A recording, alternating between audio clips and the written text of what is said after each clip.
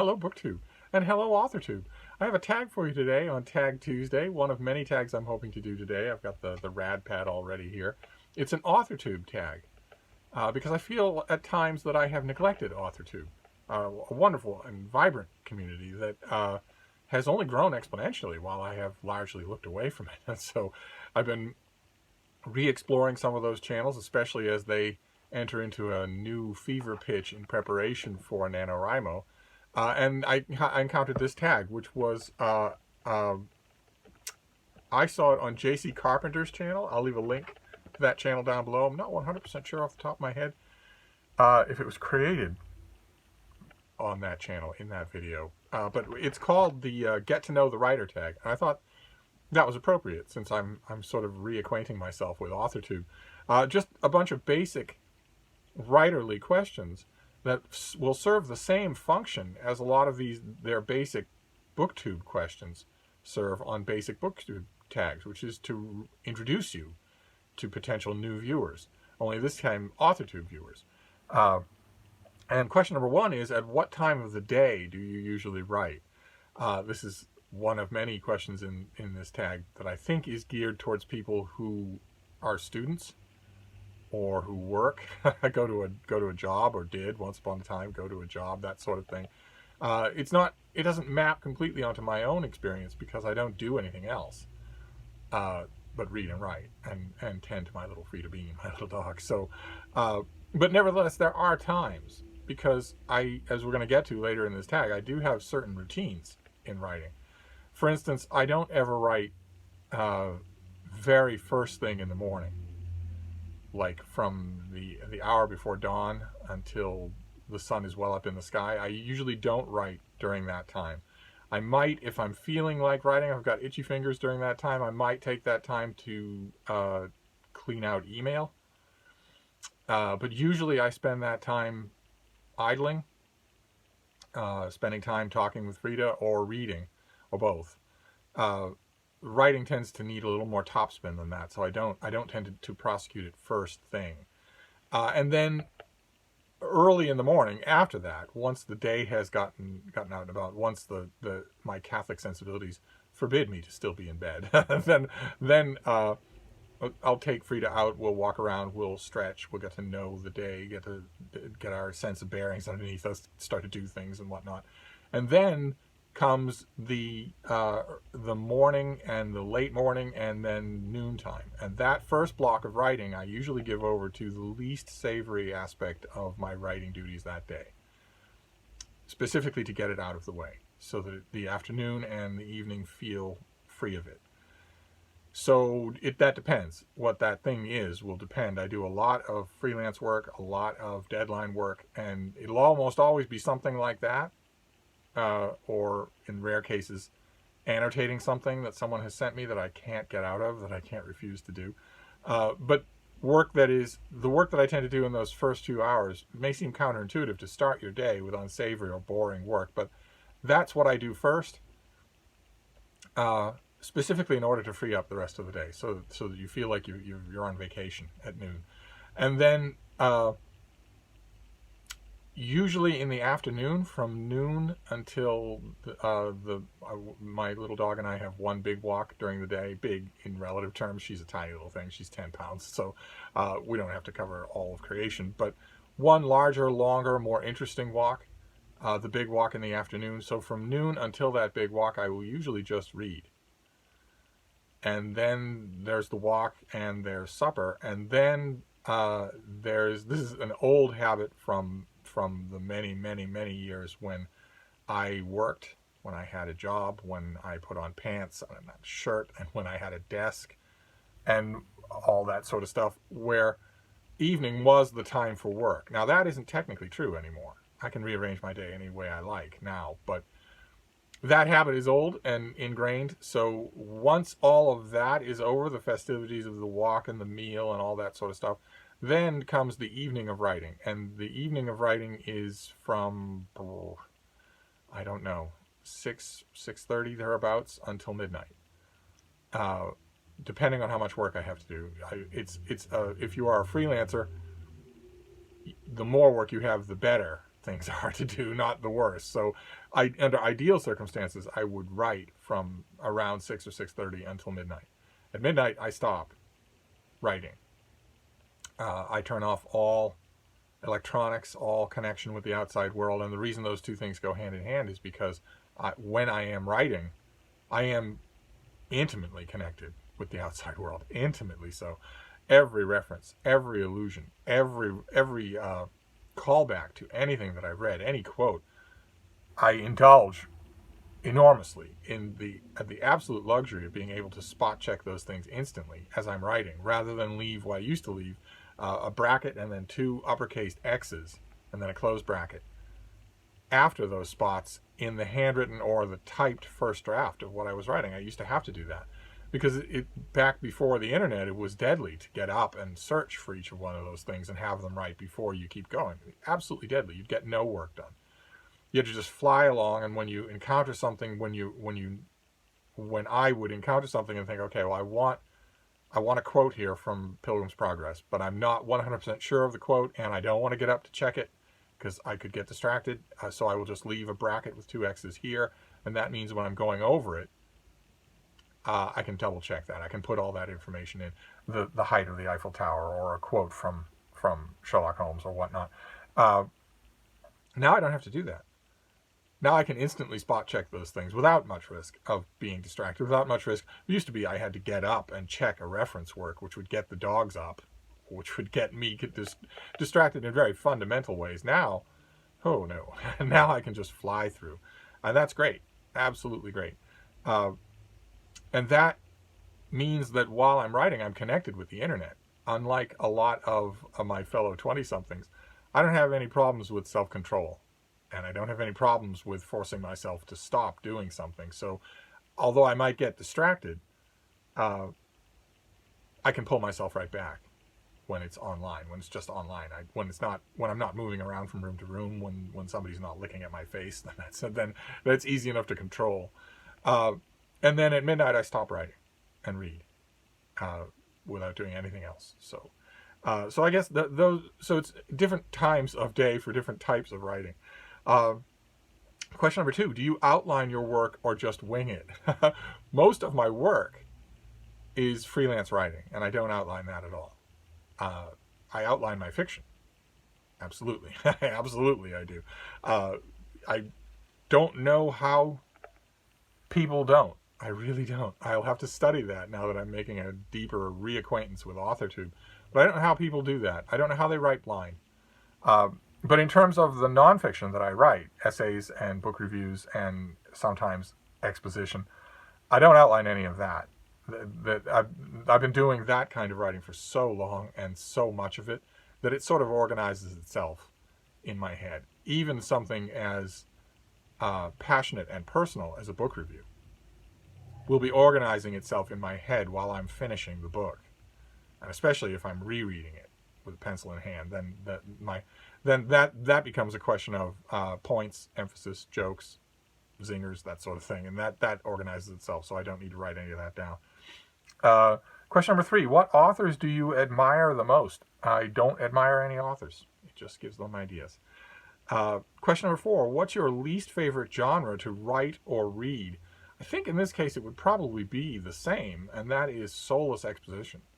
Exposition that exists only to fill space, where not only does the job not call for evocative or figurative writing, but that the boss of the job, the person who's actually got their hand on the spigot of whether or not you get paid, has told you outright not to include any of that. That we want A, B, and C, and that's all. And here is the exact constricting corset of what you may and may not write, and here's the date we need it by, and here's the figure you'll be paid. As a self-respecting freelancer, I'm of course not going to turn down work like that, but it's soulless, absolutely soulless. And I've often wondered what the point of it is. Spirited writing will of course be more interesting. Don't you want? Isn't the point of all writing to get people to read it? I think probably the cautionary tale at the back of those kinds of assignments is when figurative writing goes off the rails, when the creative person isn't doing the job. I think probably those restrictive ideas of you may not do X, Y, or Z, here are the 10 points that you need to make in the order that you need to make them, at the length you need to make them. I think that kind of constriction probably came about because of writers misbehaving rather than editors misbehaving. Question number 5, do you want writing to be a hobby, or is your goal to write full-time? Well, I write full-time. If by this question obviously means for a living, and I write full-time for a living, so it's past the hobby stage for me. Although it is technically still a hobby when it comes to fiction. I love writing fiction, but it's entirely amateur what I do. Question number 6, what's the hardest part of writing for you? This is going to seem strange to a lot of my younger readers, a lot of my younger viewers, but the hardest part of writing for me is stopping. I love it. I absolutely love it. That old saw that you hear embittered alcoholic writers say all the time, that they hate writing, but they love having written. They think it's so clever, and a lot of them who say it think they were the ones who came up with it. One way or another, that definitely isn't true for me. Absolutely not. The process itself, I love. I love it. Love the feeling of it. And that makes it hard to stop. If I've got one of those soulless editorial jobs, well, okay, then I'm counting the minutes until that's over, because I'm not allowed to stretch my legs. I'm not allowed to canter across the field. But if there's any amount of freedom to do that, oh my, then it's hard not to. Then it's just, I'm always writing something. What I could probably work harder on is apportioning that writing correctly, instead of just cantering off in one direction or another. Question number 7, do you have a writing routine? Well, I mentioned part of it is the timing. The other part of the routine is that I am a firm believer, when you're writing, to remove distractions ahead of time instead of dealing with them as they come up, because that takes time. That fatally impairs the work. So what you need to do, what I'm a big fan of, is look at your environment, look at the writing that you're going to do, and address all the possible distractions first. Get them all out of the way, so there's nothing but generating the text, but generating material, so that's all that's left to do. So in the case of NaNoWriMo, in the case of fiction, that would be make sure that you've done your outline and your research before you sit down to write, so that you're not just hauling rocks the whole time. But even in terms of writing reviews, which is the bulk of what I do, you want to make sure that your distractions are done with ahead of time. So if I'm looking at, let's say, 12:30 in the afternoon to 5:30, that's a nice block of time to write. I can get a lot done in that time, provided I don't have any distractions. So you take the dog out for a long walk before 12:30. You make sure that the dog has a treat or available food or available water. You make sure that you have had a bit of food and a bit of water before and that you've stowed it away and cleaned up after it. Make sure that you've done all of that kind of stuff before you sit down to write, so that the stuff that you can predict might interrupt you otherwise is already taken care of. I would think that would count as a routine. I do that now almost without thinking. I can write anywhere. I can write at any time. But the best writing is when you are free of encumbrances, as an old writer friend of mine used to say. Get rid of the encumbrances, and the writing will come much easier. It's not an easy process anyway, but you want to make it as easy as possible. Unfortunately, as this old friend could have attested, a lot of writers, especially young, dumb writers, don't take that big step back. They don't take that holistic view of what the distractions are, real and potential.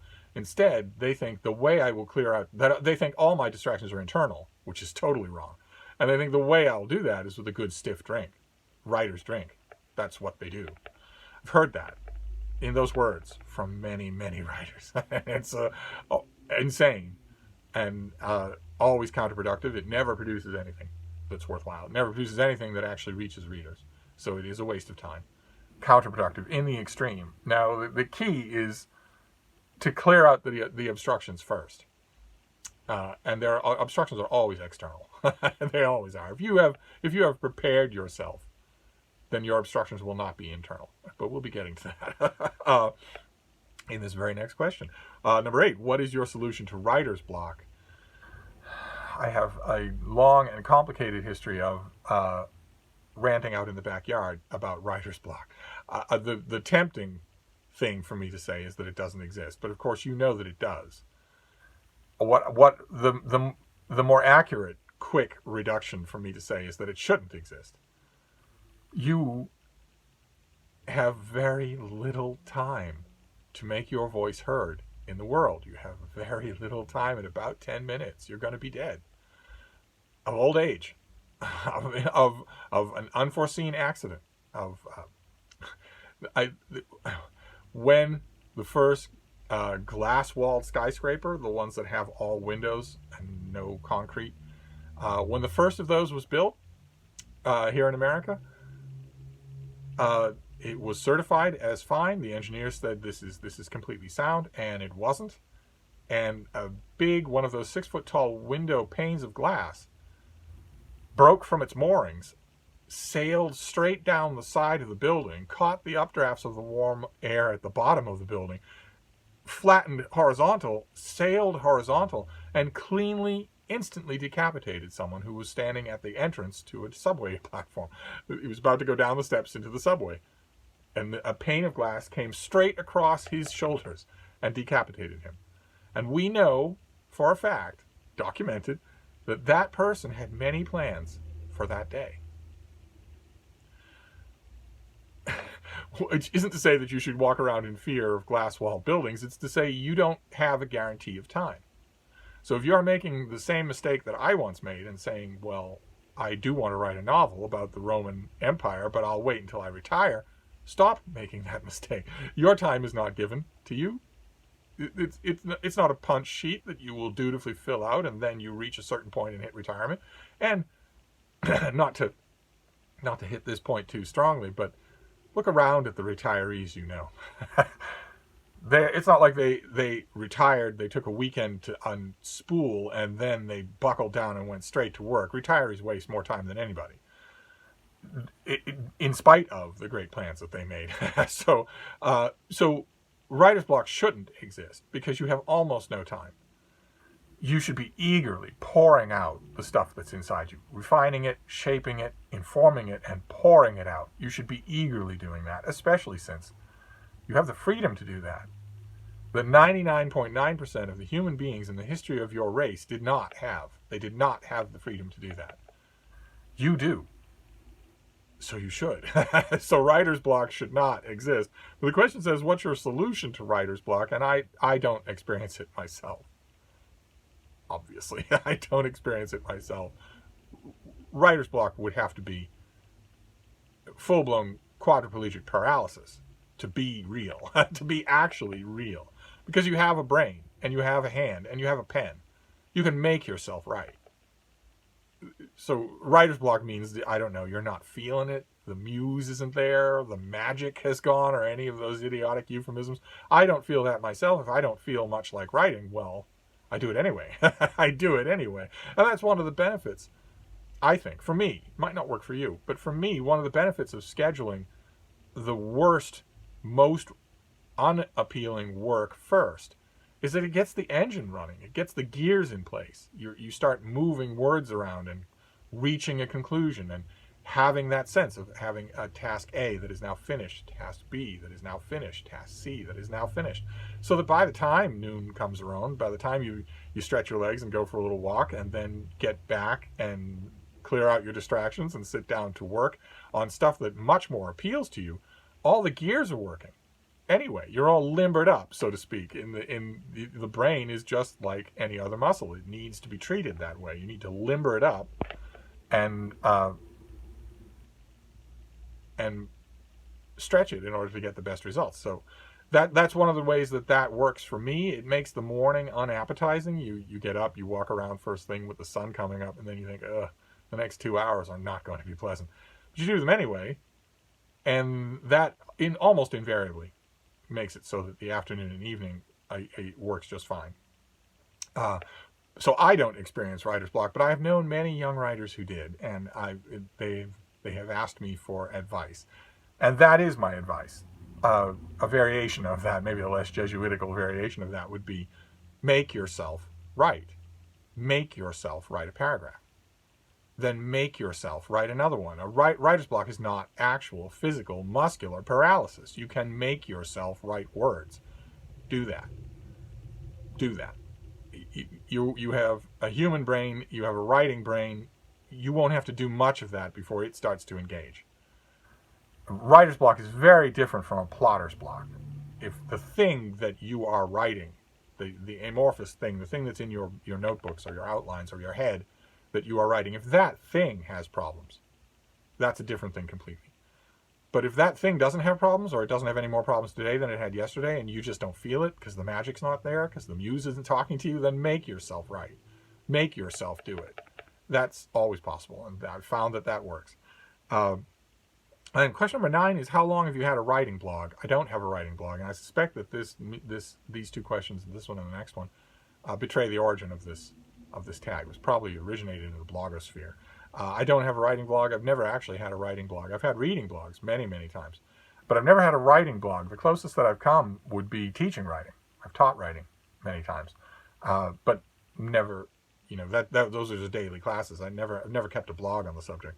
And question number 10 is, do you think having a writing blog has helped your writing in any way? And I haven't kept a writing blog, but I would imagine that examining what you're doing would help, provided you don't do it at any great length, or not in any great block.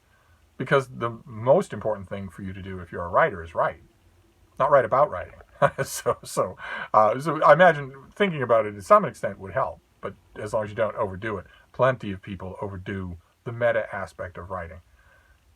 I believe, obviously, because they are on some very deep level frightened about the actual aspect of writing. They're frightened about actually confronting the words on the page or on the screen, so they would rather talk about talking about writing to put off that evil hour. And my point to such people is always, well, it's not an evil hour. It can be. You can come to love it. I love that moment. I love that moment completely. But anyway, that is the get to know the writer tag. And I would ideally want to tag people from AuthorTube, but I'm just getting my feet back into AuthorTube, so I don't know who to tag. I don't know who has done this and who hasn't. So AuthorTube or BookTube, if you write at all, feel free to do this tag. I would love to hear your answers. But otherwise, I'm going to wrap this up for Tag Tuesday. But I think I'll do some BookTube tags as well. So I'll wrap this up for now, but I'll be back. Thank you, BookTube.